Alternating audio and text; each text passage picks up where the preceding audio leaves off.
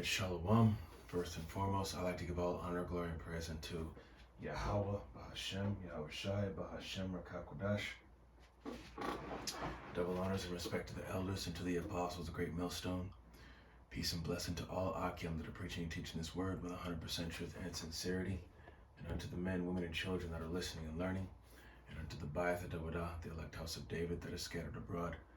I give you my utmost and sincere salutations. Okay. Excuse me. It's a little late. So the title of this lesson is What is Fascism? Okay. So now we're going to go ahead and get into it here. Just going to read a little bit of this article. And there are some key points in here that are going to explain the times that are to come. Okay. When it comes to dictatorship, military control. Okay, and a bunch of other things. So what is fascism? It says, is a far-right, authoritarian, ultra-nationalist political ideology and movement characterized by a dictatorial leader, centralized autocracy,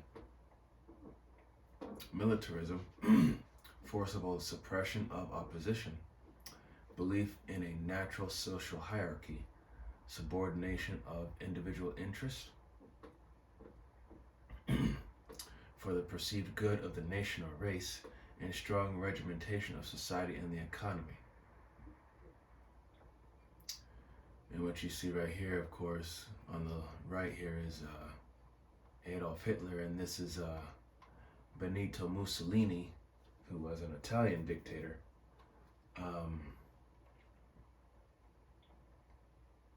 Fascism rose to prominence in the early 20th century Europe. The first fascist movements emerged in Italy during World War I, before spreading to other European countries, most notably Germany. Fascism also had adherents outside of Europe, opposed to anarchism, democracy, pluralism, liberalism, socialism, and Marxism. Fascism is placed on the far right wing within the traditional left-right spectrum. Fascists saw World War I as a revolution that brought massive changes to the nature of war, society, the state, and technology. And let's see, the advent of total war and the mass mobilization of society erased the distinction between civilizations and combatants. A military citizenship arose, in which all citizens were involved with the military in some manner. The war resulted in the rise of a powerful state capable of mobilizing millions of people to serve on the front lines and providing logistics to support them, as well as having unprecedented authority to intervene in the lives of the citizens. And it says fascism rejects assertions that violence is inherently negative or pointless, instead viewing imperialism, political violence, and war as means to national rejuvenation. Fascists often advocate for the establishment of a totalitarian one-party state. And let's look at what this is here. Totalitarian is a political system and a form of government that prohibits opposition, political parties, disregards and outlaws the political claims of individual and group of opposition to the state, and controls the public sphere and the private sphere. Now let me go there. Let's say the one-party state. It says a one-party state, single-party state, one-party system, or single-party system is a governance structure in which only a single political party controls the ruling system. All other parties are either outlawed or only enjoy limited and controlled participation in elections. Sometimes the term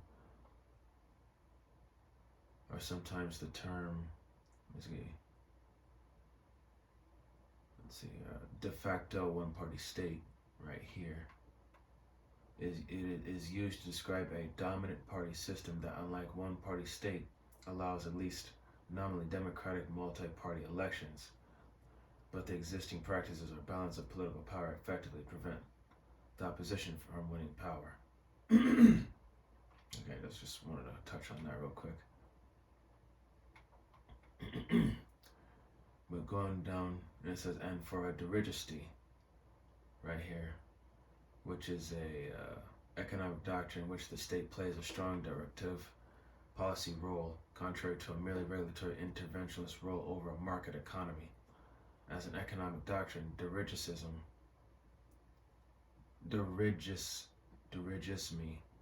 is the opposing of laissez-faire, stressing a positive role for state. Okay, now it says economy with the principal goal of achieving autarky.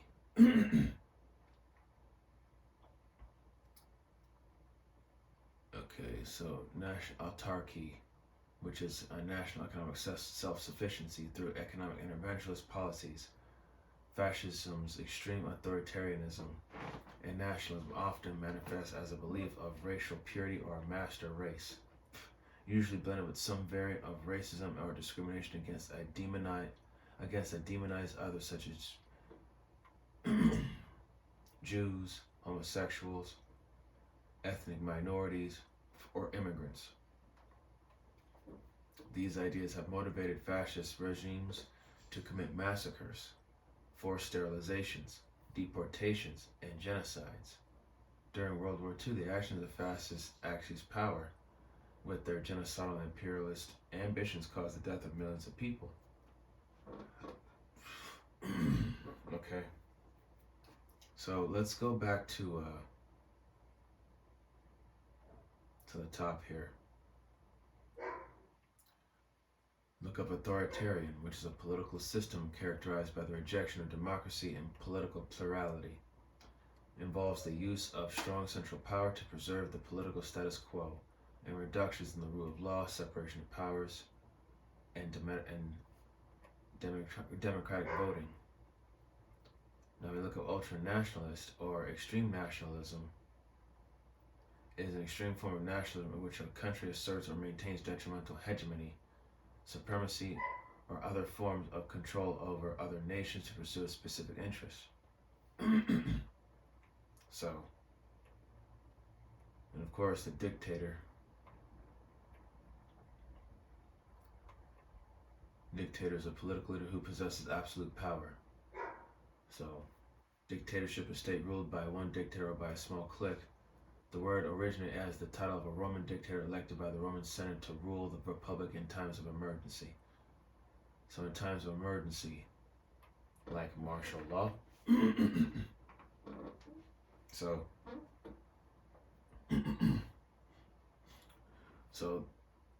you know, even though this happened around the World War II era, but you know, this is going to come back full force in a very you know, I'm just going to get the script. I'm just going to let the scripture speak for itself.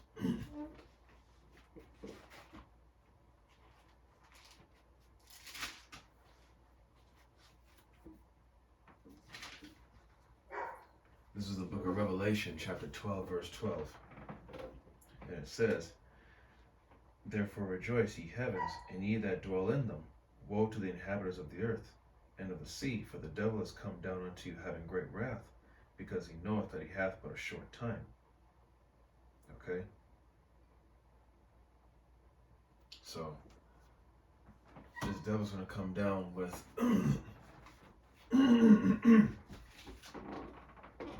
that great wrath, you know, those draconian measures. And if you look here, let's see, fascism's extreme authoritarianism and nationalism often manifest as a belief of racial purity. So the term racial hygiene was used to describe an approach to eugenics in the early 20th century, which found its most extensive implementation in Nazi Germany. It was marked by efforts to avoid miscegenation analogous to the animal breeders seeking purebred animals. A master race is a pseudo-scientific concept in Nazi ideology in which the putative Aryan race is deemed the pinnacle of human racial hierarchy.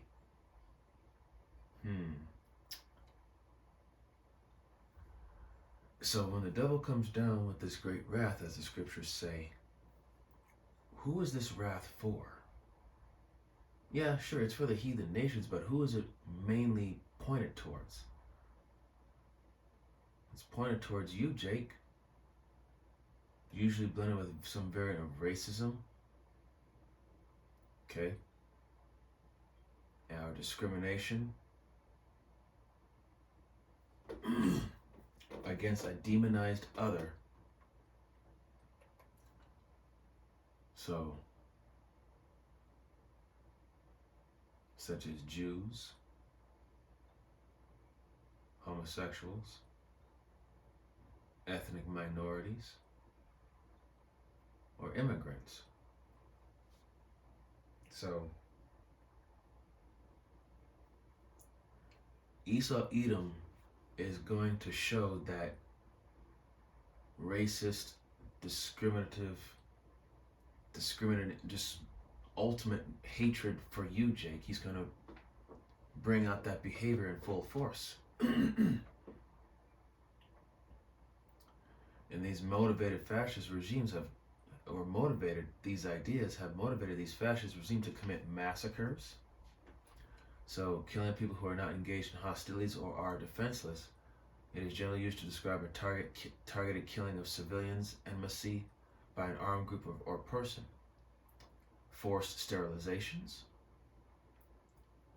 So it's a government-mandated program to involuntarily sterilize a specific group of people. Sterilization removes a person's capacity to reproduce and is usually done through surgical procedures. Deportations. Expulsion of a person or group of people from a territory.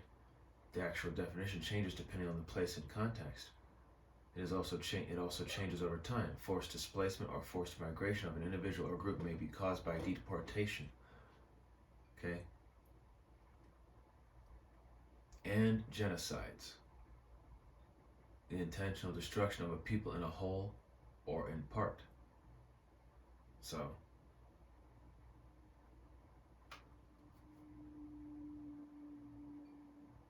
these, it's not going to be just Esau Edom who's going to show that hatred towards you, Jake. It's going to be these other nations, yes, but it's ultimately going to be Esau Edom. He is our sworn enemy.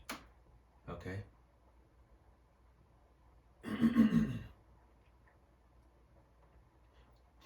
Okay, now, let's see. I'm going to read Revelation chapter 12, verse 12 again. Therefore rejoice, ye heavens, and ye that dwell in them. Woe to the inhabitants of the earth and of the sea, for the devil is come down unto you having great wrath, because he knoweth that he hath but a short time.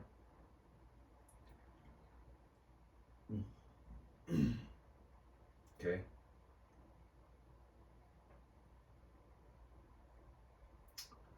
So, now I'm going to read verse 13. And it says, and when the dragon saw that he was cast unto the earth, he persecuted the woman which brought forth the man-child. Okay? Who is that woman talking about? Israel. Okay? Then who's the man-child? Talking about our Savior, Yahushua. 14. And to the woman were given two wings of a great eagle, that she might flee into the wilderness, into her place where she is nourished for a time and times and half a time from the face of the serpent. Okay? Because the Lord is going to lift up a standard in that day. Lord willing that we're of the elect.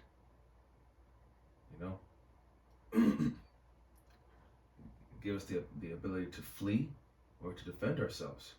But ultimately, Esau Edom, his sole purpose and goal is to exterminate all of Israel. But the Lord, Yahweh Bashim Yahushua, is not going to allow that to happen. Okay? We'll get 2nd Esdras.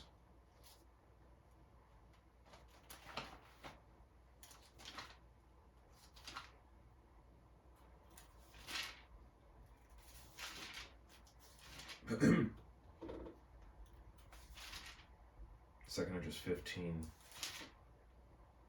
verse 14, and it says, "Woe to the world and them that dwell therein. For the sword and their destruction draweth nigh, and one people shall stand up to fight against another, and swords in their hands." So, talking about race wars. Okay, you're gonna have this group of heathens against these group of heathens. You know, you're gonna have every nation against one another. Okay, and some people are gonna be fighting against their own people.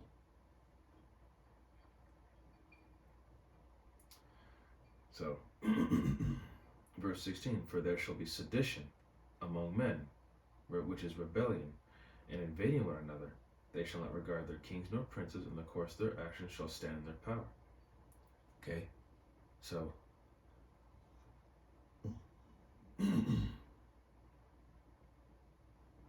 you'll know that when martial law kicks in, that's when the military takes over, has complete jurisdiction and rule over everything, and people are not. And you know that the people here in America, they're too stubborn, too rebellious, too prideful that they're not going to go for it.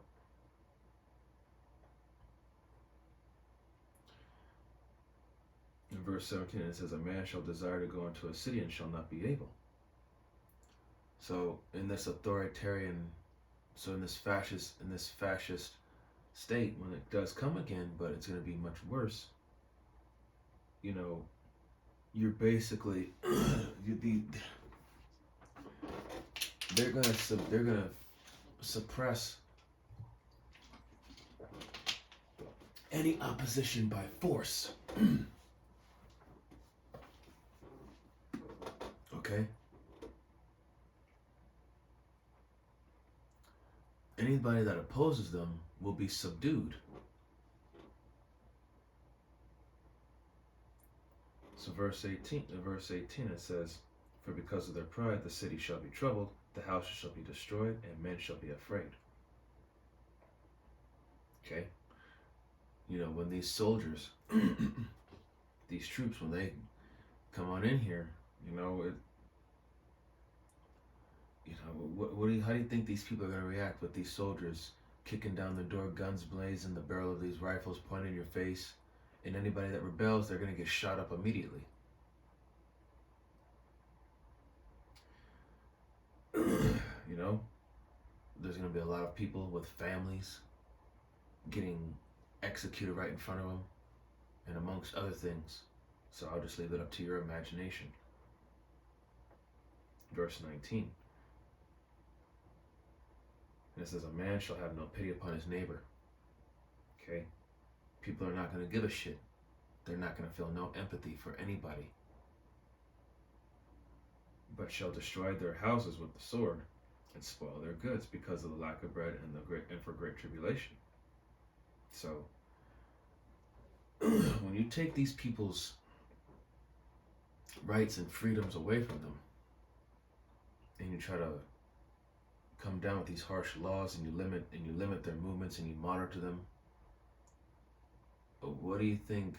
How do you think people are going to react to that? But you know, these people, they're willing to, concerning the MOTB, they're going to be willing to take that.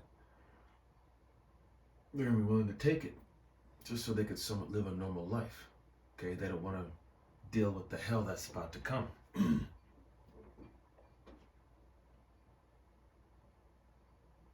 Now, let's see. This is going to be Proverbs.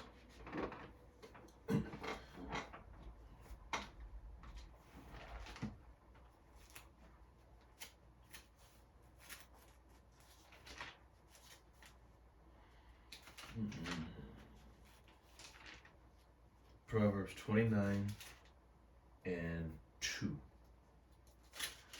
And it says, and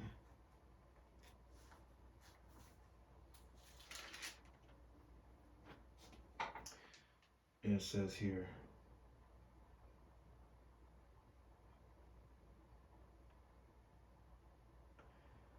Proverbs 29:10 says, "When the righteous are in authority, the people rejoice, but when the wicked beareth rule, the people mourn."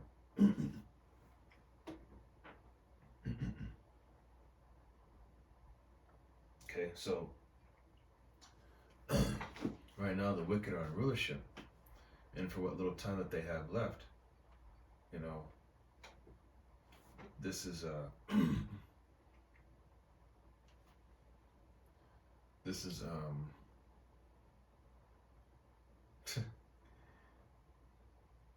what little time they have left, they're going to come with it. Okay, and just to go down a little bit further, the etymology of the word, the Italian term fascismo is derived from fascio, meaning bundle of sticks, ultimately from the Latin word fascis, fascis, or fascis. This was the name given to political organization in Italy known as fasci, a group similar to guilds or syndicates. Excuse me. So a guild is an association of artisans and merchants who oversee the practice of their craft trade in a particular territory. The earliest types of guilds formed as organizations of tradespeople belonging to a professional association.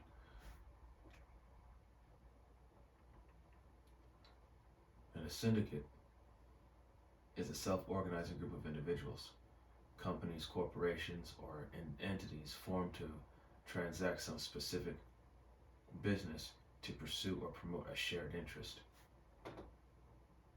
And according to Italian fascist dictator Benito Mussolini, right here,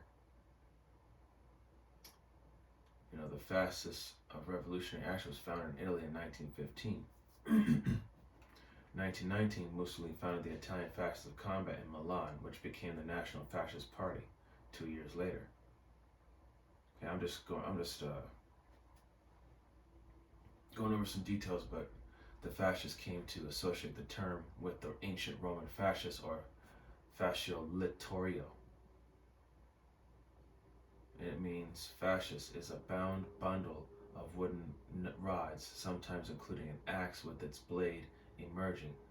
The fascist is an Italian symbol that had its origin in the Etruscan civilization and was passed onto ancient Rome, where it symbolized a Roman king's power to punish his subject. And later, let me see. It says, and later, a magistrate's power and jurisdiction. The axe, originally associated with the levis, which is ancient Greek Romanized Latin bipennus. A double-bitted axe, originally from Crete, is one of the oldest symbols of Greek civilization. So I'm just, like I said, I'm just going over a few things here. Alright,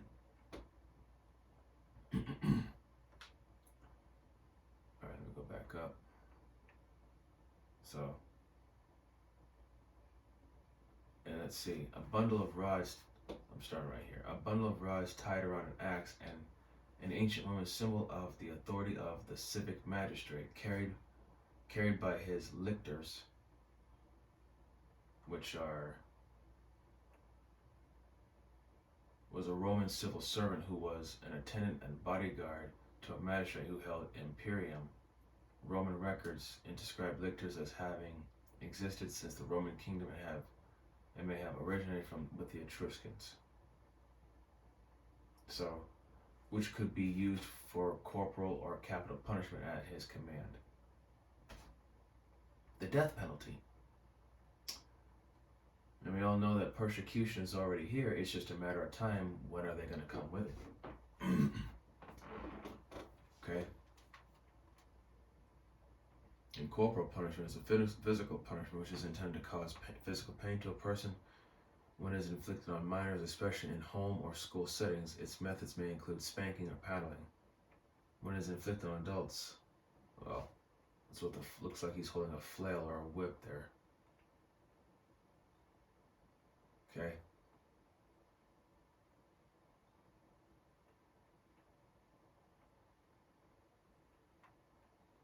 So, let's see.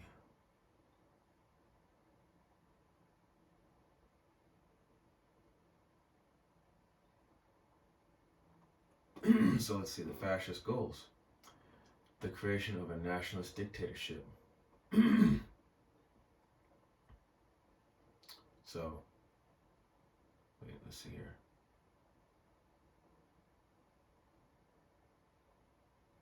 To regulate economic structure and to transform social relations with a modern, self-determined culture and the expansion of the nation into an empire.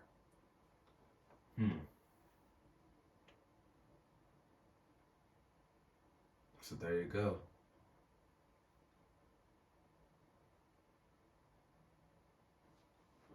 And there's more. I mean, I'm not going to go through all of this, but when you get a chance, you can read it on your own time. But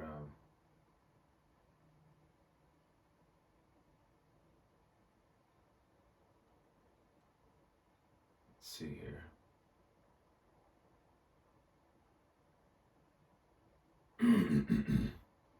Now, the history, the background, and 19th century roots. Says early influences that shaped the ideology of fascism have been dated back to ancient Greece. Okay, so the political culture of ancient Greece, and specifically the ancient Greek city-state of Sparta under Lycurgus, with its emphasis on militarism and racial purity, were admired by the Nazis. Okay, so you kind of see where this is going, right? Emphasized that Germany should adhere to Hellenic values and culture, particularly the that of ancient Sparta. Okay.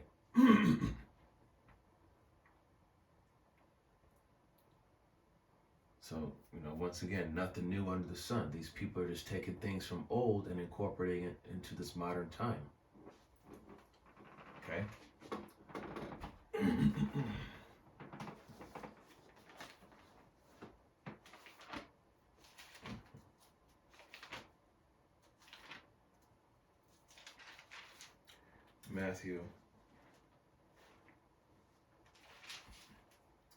Matthew chapter 24.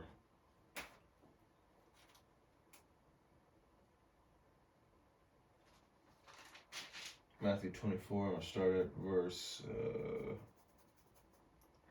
6. And it says, "And ye shall hear of wars and rumors of wars. See that ye be not troubled, for all these things must come to pass. But the end is not yet. For nation shall rise against nation, and kingdom against kingdom, and there shall be famines, and pestilence, and earthquakes in diverse places. All of these are the beginning of sorrows." Okay? So during the whole, when everything goes to shit, there's going to be war everywhere. Okay? But that's because well, it's ultimately America's fault. Because America has spread her confusion throughout the four corners of the earth. Okay, she's that whore. America, aka Babylon, is that whore that sitteth upon many waters. Okay?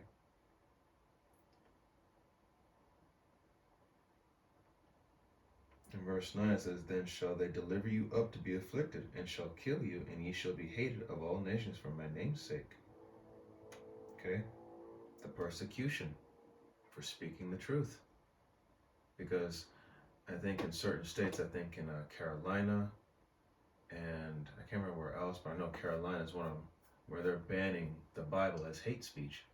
They're doing it up in Canada.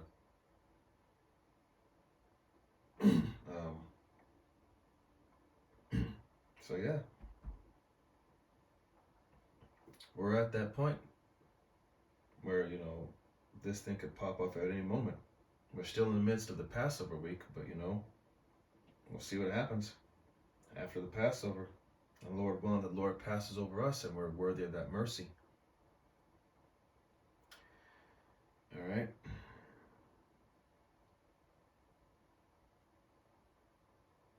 So let me get a.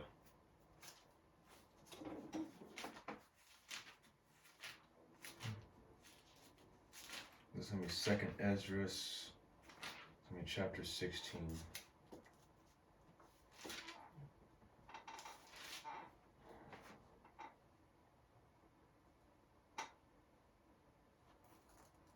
Let's see here, chapter 16.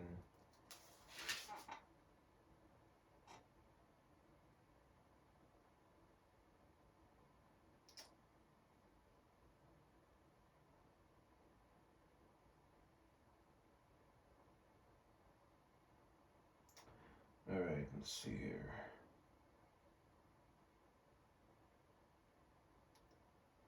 I'm going to start at, excuse me, 2 Kings chapter 16, we start at verse 11, and it says, "The Lord shall threaten, and who shall not be utterly beaten to powder at his presence?" Verse 12, "The earth quaketh, and the foundation thereof, the sea ariseth up with waves from the deep, and the waves of it are troubled, and the fishes thereof also before the Lord, and before the glory of his power."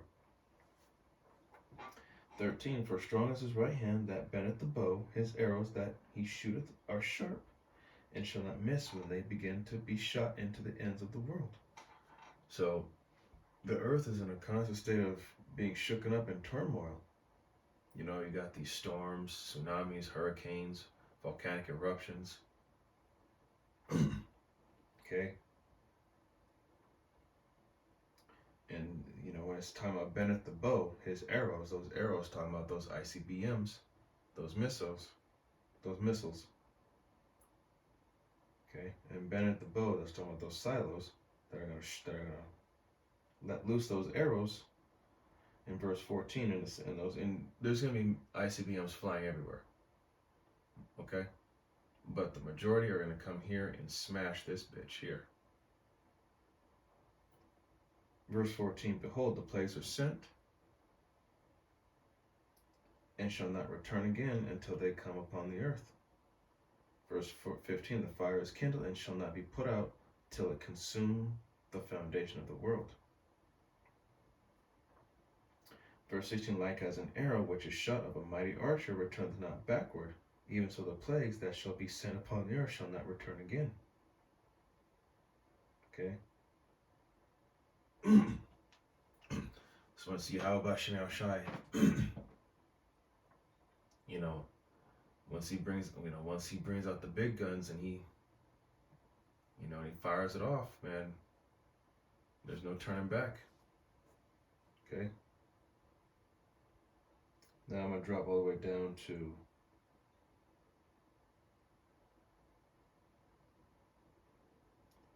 I'm gonna drop down to verse 67. It says, "Behold, the Most High himself is the judge. Fear him, leave off from your sins, and forget your iniquities, to meddle no more with them forever. So shall the power lead you forth, and deliver you from all trouble." 68, "For behold, the burning wrath of a great multitude is kindled over you, and they shall take away certain of you, and feed you, being idle with things offered unto idols." Okay, casting us into prison. try to make us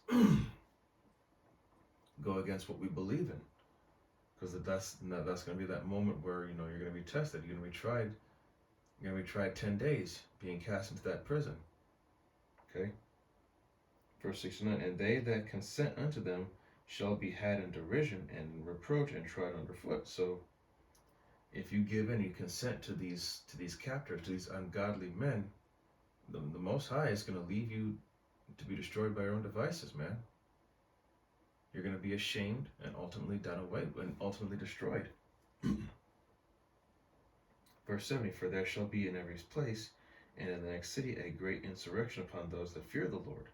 71, "They shall be like madmen, sparing none, but still spoiling and destroying those that fear the Lord. For they shall waste and take away their goods and cast them out of their houses. Then shall they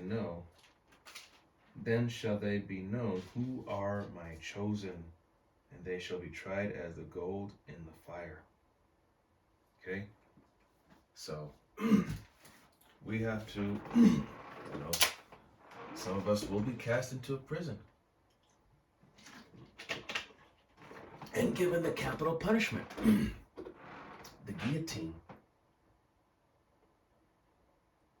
the death penalty, man. Okay?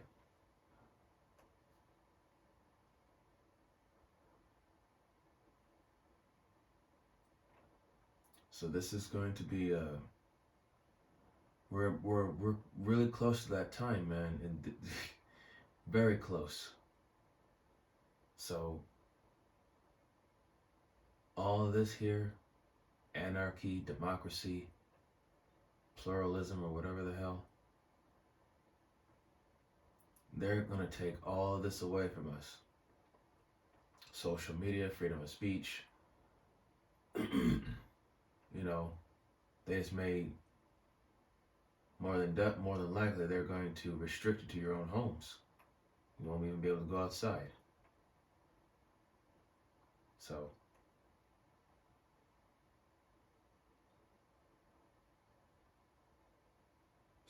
just get ready, get your mind right, because when the Lord pulls his men off the streets and the lights and the power go out, okay, it's game time. So, like I said, just be prepared, because it's going to be a time like never before. All right, and I hope that this was an edifying lesson. So once again, this is about fascism. Okay. So I'd like to give all honor, glory, and praise unto Yahweh, Bahashem, Yahweh Shai, Bahashem, Rakakwadash. Double honors and respect to the elders and to the apostles, the great millstone. Peace and blessing to all Akim that are preaching and teaching this word with 100% truth and sincerity. And unto the men, women, and children that are listening and learning, and unto the Baatha Davadah, the elect house of David that is scattered abroad, I give you my utmost and sincere salutations. Okay, see you in the next lesson, Lord willing. Kwam Yasharala, Shalom, Baraka